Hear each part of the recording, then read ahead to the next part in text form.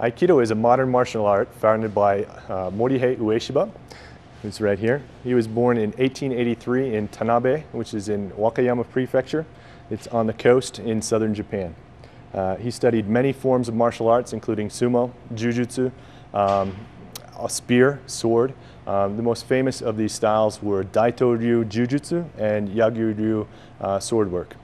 O-sensei felt the need to modify because of both his personal experiences in Manchukuo, or Manchuria, through the war there, as well as seeing his masters, Takeda Sokaku, the head of Daito-ryu at the time, and he found that his instructor had nightmares and dreams that were quite horrific, and actually it was up all the time, up all night, always thinking that somebody was going to attack or try to kill him. O-sensei found that that was not a way to live, and he wanted to create a living martial art rather than an art that focused on killing or violence or those kind of things.